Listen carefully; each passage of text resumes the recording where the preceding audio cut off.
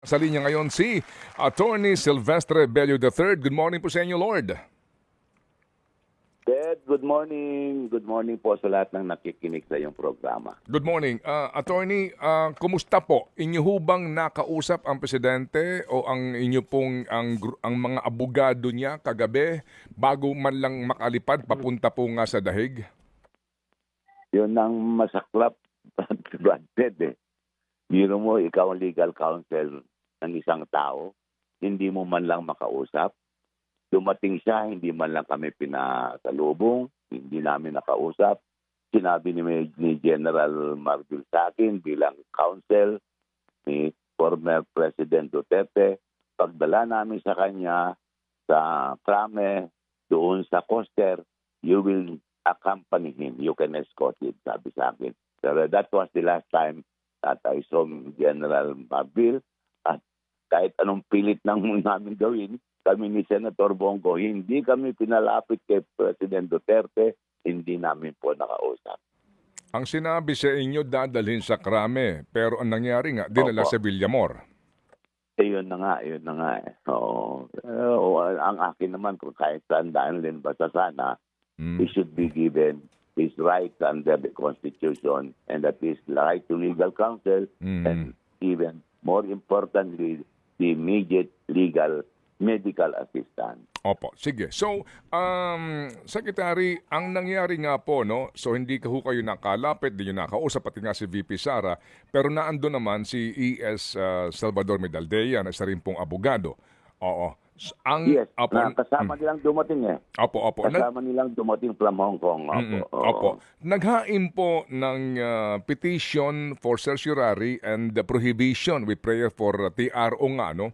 Itong sila Attorney Torion, sila Attorney Delgra. Yes. Opo. Yes. Opo, bilang isa sa mga abogado niya, kasama ho kayo dito sa hakbang na ito, pero hindi nga nakakuha ng TRO, di po ba? Ano po ang next move po ninyo? Well, the next programming is just probably we'll have to meet this afternoon and discuss how we can provide legal assistance to the former president while he is in the Hague, kung doon man siya dadalhin. Dahil hanggang ngayon, hindi namin masiguro kung saan siya dadalhin dahil doon sa flight direction niya, dumaan sa Dubai. Sabi nila for refueling. Pero yun ang babantayan namin kung saan siya dadalhin. At kung saan man siya dadalhin, we are prepared to go there and provide the legal assistance to which is entitled under our Constitution. Opo, pero doon po sa the Netherlands, you have to be a registered lawyer there to be able to practice, right? Well, I suppose itong Dutch government siguro naintindihan naman nila na na kailangan niya ng assistance, legal assistance, siguro naman International Criminal Circuit Court yan, maintindihan nila ang legal procedure na yung mga ganyang formalities of a permit, hindi na kailangan when it comes to providing the accused or the person under investigation with free legal assistance. So, Opo. Sige. So, Attorney Bello, yung pong inihain kahapon na petition nila Attorney Torion, no? Yung TRO, definitely moot na po ito kasi nga nakaalis na po si Presidente, no?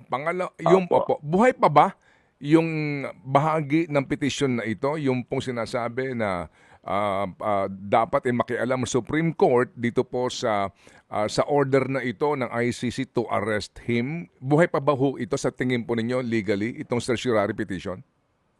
ang alam kong pinal nila Atty. Torreon ay petition for prohibition with prayer for temporary restraining order. That is to prohibit government from arresting the president and bringing him to the Hague. Dahil hindi sila nakukuha ng TRO, hindi na napigil yung paglipad nila kay former President Duterte, useless na yon yung mula ng yun. Kasi yun ang dapat prevent him from being taken to the Hague. Opo, ang sabi po kasi ng Supreme Court spokesperson attorney, sabi po, additionally, petitioners urge the Supreme Court to declare that the Philippine government's withdrawal from the Rome Statute on March 17, 2019 effectively terminated the ICC's jurisdiction over the country and its nationals. So ito po ba, tingin nyo, kasama na ito doon sa hindi pag-aksyon ng sa TRO o nabuhay ulit itong isyong ito bagamat meron na binabanggit no ang mga nagdemanda sa dating pangulo sa ICC na mukhang moot na ito dahil nagkaroon na po ng kaso noong Pangilinan versus Escudero versus Cayetano. Well, alam mo, Brad Pitt, if you remember clearly, and dito talagang hinangaan ko si President Bongbong Marcos. Anong sabi niya? Ang sabi niya that ICC has no jurisdiction to our country. Maliwanag yan.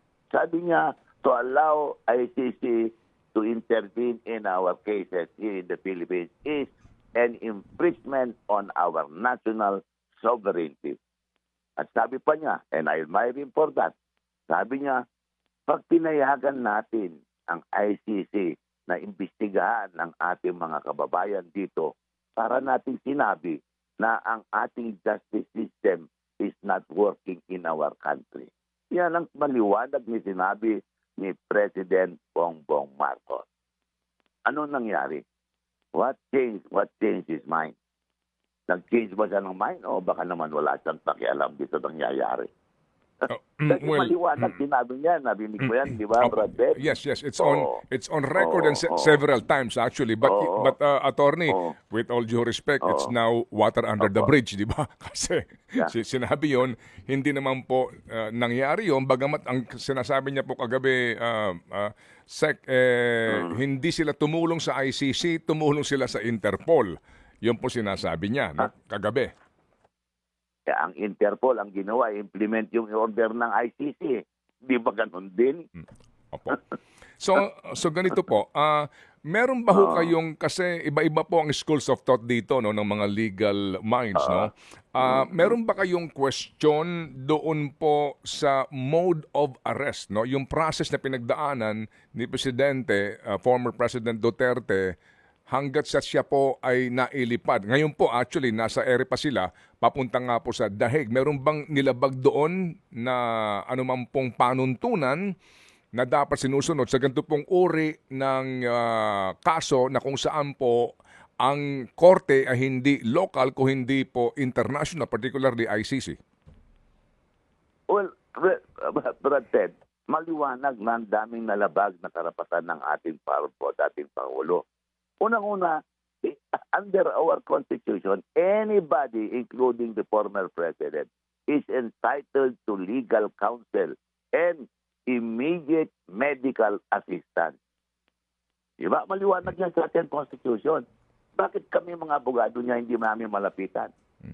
Bakit hindi kami bigyan ng kopya ng warrant of arrest kung meron silang kopya ng warrant of arrest? Hindi ba yan entitlement namin yan? Nandun yung si Ambassador Lacanilaw, sabi sa akin, ito yung order, pinabasa sa akin. Hindi naman yun ang warrant of arrest. Bakit hindi pinakita sa amin? That is the right of the former president na ipakita sa amin yung warrant of arrest kung merong warrant of arrest. Pangalawa, nandun yung doktora ni former President Duterte, and we were asking them, the former president is scheduled for medical check-up. Andito yung kanyang doktor, pwede ba ninyong papasukin para makita agad ang ating Pangulo? Wala. They did not allow that to happen. Hindi ba violation yun? Just to please itong ICC, para tayong mga tuta na mga ICC, sunod-sunuran tayo sa kanila. Opo. Bakit ganun? Opo. So, Sec. Attorney, anong balak niyo po ngayong araw na ito? Kasi nga may sinasabi po yung kabilang panig na dadaan doon sa booking process no ng ICC, yung proseso si dating Pangulong Duterte, and definitely po kung walang question sa dinaanang proseso po ng pag-aresto po sa kanya, yung nga po, magsisimula po, hindi po naman ito, trial proper, kung hindi po preliminary trial po palang ito. So ano po ang balak ninyo, Sec. Attorney? Alam mo, Brad Pitt, pinag-uusapan ng procedure. Alam mo, tanong kita, paano nagkaroon ng warrant of arrest? Iba sa ating bansa, bago ka magkaroon ng warrant of arrest, merong case filed against you in court. At bago magkaroon ng case filed in court, anong nangyari? bibigyan ka ng kopya ng complaint, di ba? Tapos yung fiscal sabi niya, please answer. O, sasagutin mo yung complaint. After you answer the complaint, magkakaroon ng preliminary investigation. And then, after the investigation, kung merong prima facie case against you, a case is filed in court. Di po ba? And then when it is filed in court, it is the court that will issue the warrant of arrest. Ang tanong ko, Brad Ted, binigyan pa ng ganyang proseso si dating Pangulong Duterte? Binigyan pa siya ng kopya ng mga charges?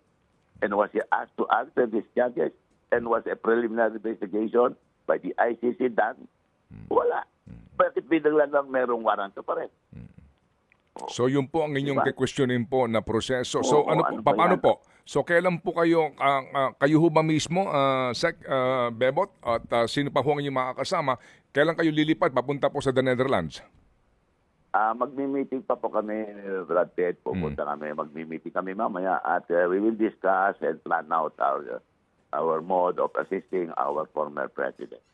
Opo, sige po. And sa ngayon po, sir, ano po ang inyong ugnayan kung meron man kay VP Sara? Siya ba'y nakausap po ninyo? Meron ba kayong mga pagpaplano, sir? We are just waiting for our call from her. I think meron din siyang pinaplanong meeting and we are just waiting for a notice from her, Brad Ted. Opo. May pahabol lang pong tanong si Chacha. I hope you don't mind, sir. Go ahead, Yes. Cha. Attorney, No problem. yes po, good morning po. Mas maganda sa inyo na Yes, mismo. Chacha, good Magandang morning. umaga po, Sec Belio, attorney. Ito nga po, maganda sa inyo na mismo manggaling ito. Tama Kasi na yung attorney, wag na yung set.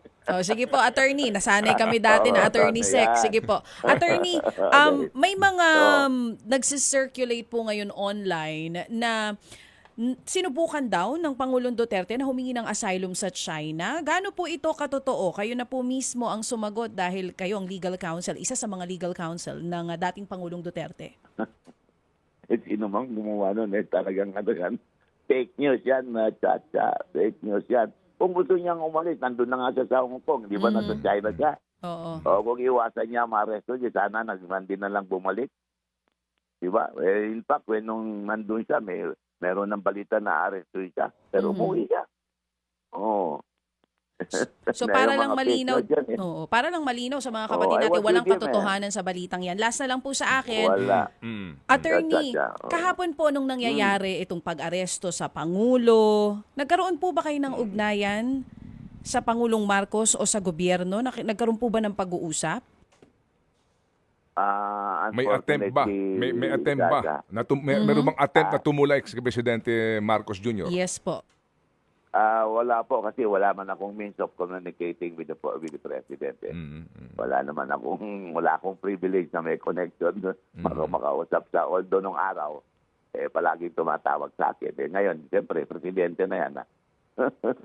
Opo, sige. So, kami makikibalita po sa inyo, Sec Lord. Attorney Lord. Anytime, Brad. About Opo. Lord of Effort. Opo. Brad. Opo. Ha? Opo. Salamat, Yes, Brad. Brad. Opo. Oo. Thank you po sa inyo pong panahon na binigay po sa aming programa. At good luck po sa inyo. Thank you. Si Attorney Silvestre Bello III, po, isa sa mga abogado ng dating Pangulong Rodrigo Duterte.